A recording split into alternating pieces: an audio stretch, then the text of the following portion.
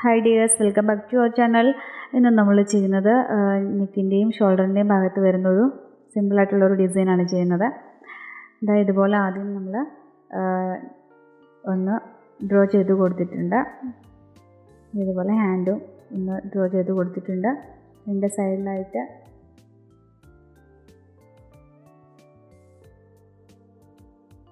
നമുക്ക് ഷോൾഡറിൻ്റെ അവിടെയല്ല നമ്മൾ ഡിസൈൻ വരുന്നത്. അപ്പോൾ ആദ്യം ഇതുപോലെ ഒന്ന് റൗണ്ട് ചെയ്ത് കൊടുത്തിട്ടുണ്ട് കേട്ടോ. പിന്നെ അതിൻ്റെ ഇടയ്ക്കായിട്ട് ലീഫ് കണ്ടോ, ഇതുപോലെ ലീഫ് ചെയ്ത് കൊടുക്കണം. ഇങ്ങനെയാണ് നമ്മളുടെ ഒരു ഡിസൈൻ വരുന്നത്. ഗ്യാപ്പുള്ള ഭാഗത്തൊക്കെ കുറച്ച് ലീഫ് അധികത്തിൽ ചെയ്ത് കൊടുക്കണം. ഇനി നമുക്ക് ചെയ്യേണ്ടത് നമ്മുടെ സ്ലീവില്ലേ, റൈറ്റ് ഹാൻഡിലാണ് നമുക്ക് ആദ്യം ചെയ്യേണ്ടത്. അവിടെ ഒരു പകുതി വരെ നമുക്ക് ആ ഒരു ഡിസൈൻ വരുന്നുള്ളൂ, താഴേക്ക് വരണില്ല. നമ്മളുടെ ഷോൾഡറിൻ്റെ അവിടെ നിന്ന് കുറച്ച് താഴേക്ക്, കുറച്ച് ഭാഗത്തേക്ക് മാത്രം.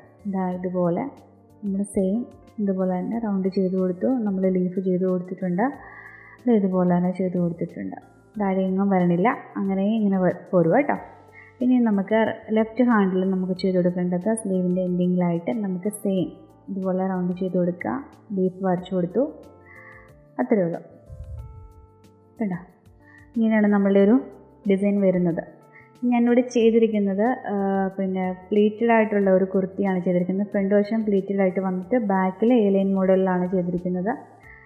അപ്പോൾ ഞാനിവിടെ എടുത്തിരിക്കുന്ന മെറ്റീരിയൽ ജോർജറ്റിൻ്റെ ഫാബ്രിക്കാണ്. 3 മീറ്റർ ഫാബ്രിക്കാണ് എടുത്തിരിക്കുന്നത്. പിന്നെ സിൽക്ക് ത്രെഡ്, കോട്ടൻ്റെ ഹാങ്കർ ത്രെഡ്സ് ആണ് എടുത്തിരിക്കുന്നത്. അപ്പോൾ എനിക്ക് സിൽക്ക് ത്രെഡ് തീർന്നു പോയി കേട്ടോ, റെഡ് കളർ. അപ്പോൾ അത് കാരണം കോട്ടൻ്റെ ത്രെഡ്സ് ആണ് എടുത്തിരിക്കുന്നത്. അതുപോലെ നമുക്ക് ബീഡ്സ് ഇതേപോലത്തെ ചെറിയ പേളും വേണം കേട്ടോ.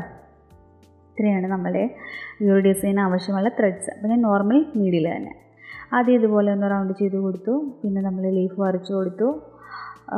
പിക്ചറിൽ കാണിച്ച പോലെ തന്നെ ഇതുപോലെ ചെയ്ത് കൊടുത്തിട്ടുണ്ട്. ഇടയ്ക്കായിട്ടൊക്കെ നമുക്ക് വന്നിട്ടുണ്ട്. വേണ്ട, ഇങ്ങനെയാണ് വരുന്നത്. നമുക്ക് ത്രെഡ്സ് 6 സ്ട്രാൻഡ്സിലാണ് ഞാൻ കോട്ടൻ്റെ ത്രെഡ്സ് എടുത്തിരിക്കുന്നത്. സിൽക്ക് ത്രെഡ്സാണ് എടുക്കുന്നതെങ്കിൽ ഒരു 10 സ്ട്രാൻഡ്സിൽ എടുക്കാം കേട്ടോ. 10 സ്ട്രാൻഡ്സിൽ എടുത്തിട്ട് നമുക്ക് ബുള്ളിയൻ റോസ് ചെയ്തെടുത്ത് കഴിഞ്ഞാൽ കുറച്ച് കട്ടിക്ക് നിൽക്കും. ഒരു 5-6 പ്രാവശ്യം നമുക്കൊന്ന് ചുറ്റിയതിന് ശേഷം ഒന്ന് പിടിച്ചിട്ട് ഒന്ന് താഴേക്ക് നീഡിലിറക്കുക. തൊട്ടടുത്തായിട്ട് തന്നെ വീണ്ടും ഒരു പെറ്റലും കൂടെ നമുക്ക് ഒരു 5 ടൈംസ് ചുറ്റാം.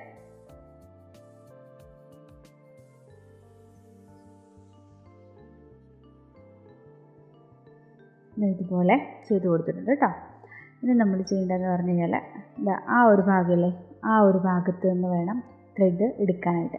പിന്നെ അതേ ഇപ്പുറത്തെ പെറ്റലിൻ്റെ ഈ ഒരു ഭാഗത്ത് നിന്ന് ഇങ്ങനെ എടുക്കണം. ഇങ്ങനെ എടുക്കുമ്പോൾ നമുക്ക് കറക്റ്റായിട്ട് നമുക്ക് ബുള്ളിയൻ റോസ് നല്ല കറക്റ്റായിട്ട് നമുക്ക് കിട്ടും കേട്ടോ.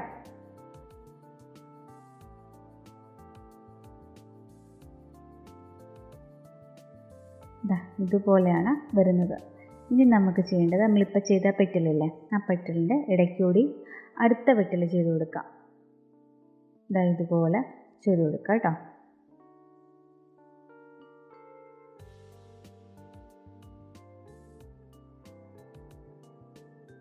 കണ്ടോ, ഇതുപോലെ. ഇനിയിപ്പോൾ ഈ പെറ്റലില്ലേ, ആ പെറ്റലിൻ്റെ ഇടയിലൂടെ അടുത്ത പെറ്റൽ, അങ്ങനെ പോവുകയാണ് ബുള്ളിയൻ റോസിൻ്റെ ഒരു രീതി എന്ന് പറഞ്ഞാൽ. അങ്ങനെയാണ് നമ്മൾ സ്റ്റിച്ച് ചെയ്ത് പോകുന്നത്.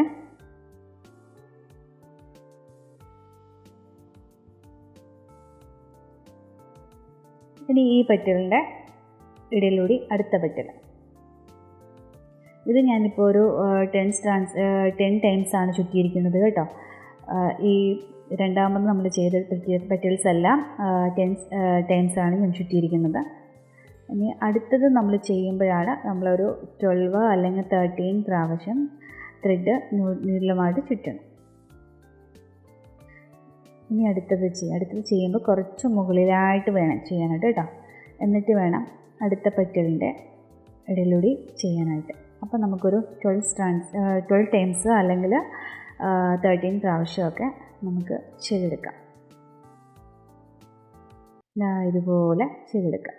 കണ്ടോ? ഇനി ആ പെറ്റലിൻ്റെ ഇടയിലൂടെ അടുത്തത് ഇങ്ങനെ പോകും കേട്ടോ. ഇങ്ങനെയാണ് നമ്മൾ ബുള്ളിയൻ റോസ് ചെയ്ത് പോണത്. വളരെ എളുപ്പമാണ്. എല്ലാവരും പ്രയാസമാണെന്നൊക്കെ പറയുന്നുണ്ട്, പക്ഷേ വളരെ എളുപ്പത്തിൽ ചെയ്തെടുക്കാൻ പറ്റും. ഈ ഒരു മെത്തേഡിൽ ചെയ്ത് പോയാൽ മതി കേട്ടോ.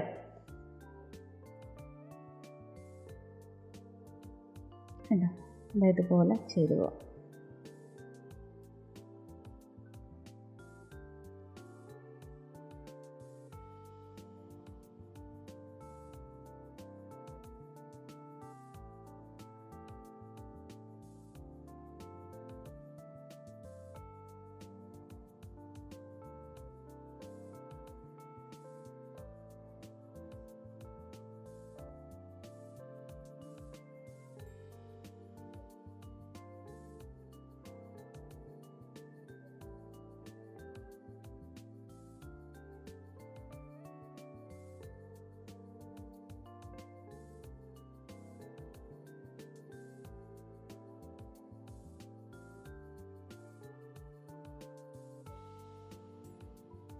ഇങ്ങനെ വരും നമ്മുടെ ബുള്ളിയൻ റോസ്. ഏകദേശം ഇങ്ങനെ വരും.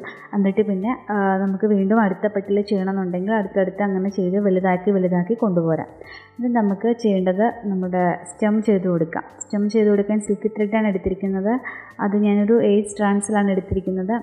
ഇതുപോലെ ഒന്ന് പിടിച്ചു കൊടുത്തിട്ട് ഇടയിലൂടെ ചെയ്യണതായിരിക്കും നല്ലത്. കാരണം കുറേ തുടക്കക്കാർക്കൊന്നും സ്റ്റെം സ്റ്റിച്ച് ചെയ്യാനായിട്ട് പ്രയാസമുണ്ടെന്ന് എനിക്ക് മെസ്സേജ് ഇട്ടിട്ടുണ്ടായിരുന്നു. അപ്പോൾ ഇതുപോലെ ചെയ്താൽ മതി. ഇതുപോലെ ചെയ്യുമ്പോൾ പെട്ടെന്ന് നമുക്ക് ചെയ്തു പോരാൻ പറ്റും.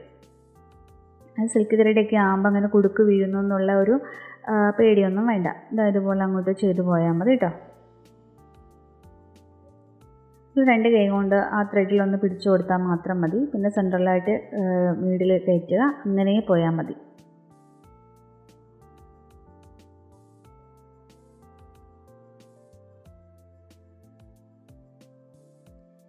കഴിഞ്ഞു. നമ്മുടെ സ്റ്റെമ്മിൻ്റെ സ്റ്റിച്ച് കഴിഞ്ഞു.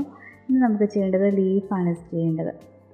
ഞാൻ ഇതുപോലെയാണ് ലീഫ് ചെയ്തു പോകുന്നത്. ഇനി തൊട്ടടുത്തായിട്ട് ചെയ്യുക. അടുത്തത് അങ്ങനെ ചെയ്യും. ഫിഷ് ബോണിൻ്റെ സ്റ്റിച്ച് പോലെയാണ് നമ്മൾ ചെയ്യുന്നത്.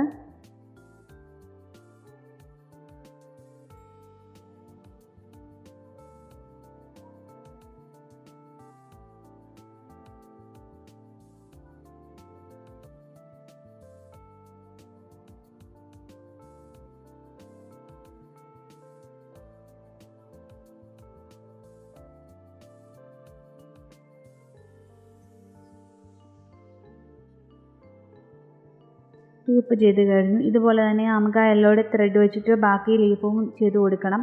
പിന്നെ ചെയ്യുന്ന സ്കൈ ബ്ലൂ കളറിലെയും പിന്നെ ബ്ലൂ കളറിലെയും ത്രെഡ് വെച്ചിട്ട് ഇതുപോലെ തന്നെ ലീഫ് ചെയ്ത് കൊടുക്കുക. സ്റ്റെമ്മും ചെയ്ത് കൊടുക്കുക.